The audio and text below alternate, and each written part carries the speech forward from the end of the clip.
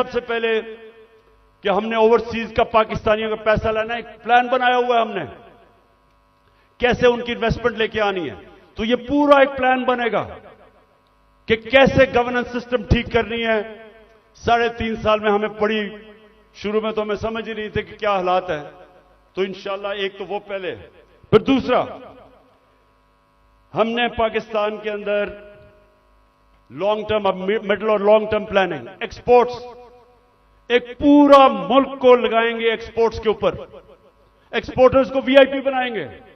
جو ملک میں ڈالر چیزیں بیچ کے ڈالر لے کے آئے گا ان کے لیے سہولتیں دیں گے. ہم نے دی تھی اور اس کی وجہ سے ہماری ریکارڈ ایکسپورٹس تھی جب ہماری گورنمنٹ گرائی گئی ہے.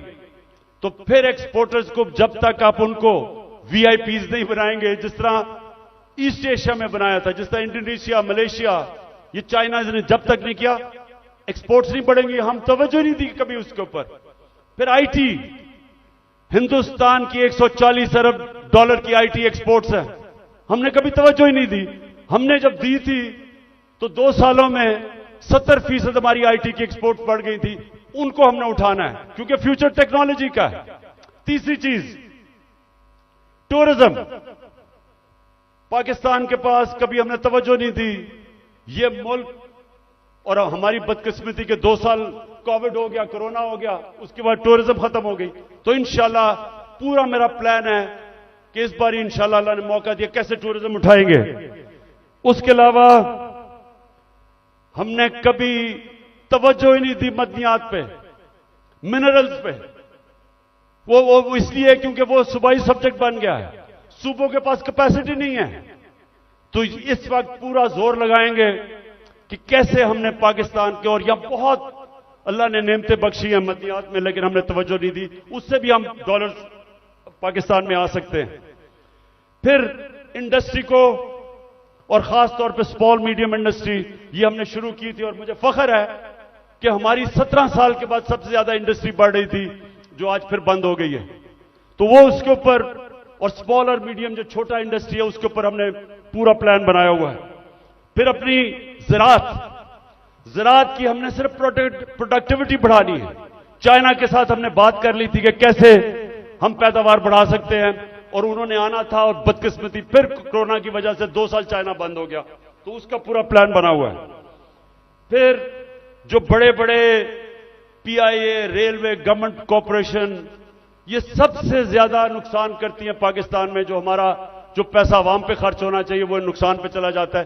ان کو ریسٹرکچر کرنا ہے. یہ بھی ہم آخر میں بنا تھا لیکن ہماری گورنمنٹ چل گئی. اس کا پورا پلان ہے. اور پھر کیسے ہم نے اپنا ٹیکس کلیکشن بڑھانا ہے. اب یہ ذرا سن لیں, اس وقت 22 کروڑ پاکستانیوں میں صرف 25 لاکھ ٹیکس دینے والے ہیں. 22 کروڑ پاکستانیوں میں 25 لاکھ ٹیکس دینے والے ہیں. ہم نے نادرا کے ساتھ مل کے آئیڈینٹیفائی کیے 4 کروڑ ٹیکس دینے والے.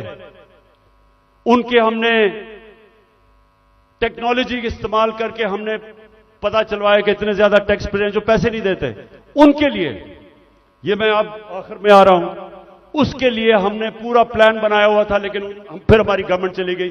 لیکن جب تک ہم اپنا ٹیکس بیس نہیں بڑھائیں گے, جب تک ہمارا ٹیکس نہیں بڑھے گا, ملک آگے نہیں چل سکتا. تو انشاءاللہ اس کا پورا ہمارا پلان ہے. اس سے میں یہ بھی بتا دوں کہ ہم نے ریکارڈ ٹیکس اکٹھا کیا تھا اپنے دور میں.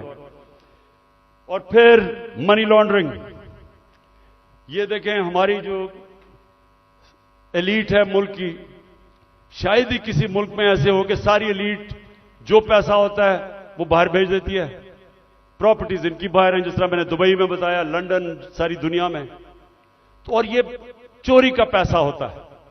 تو جب تک ہم اس کو کنٹرول نہیں کریں گے, اور یہ ہوگا رول آف لا سے, جتنا ہم اپنا قانون تکڑا کریں گے, ہم اتنا پیسہ ہمارا ملک سے باہر چلا جاتا ہے, ڈالرز باہر چلے جاتے ہیں چوری کے, ہم نے وہ روکنا ہے.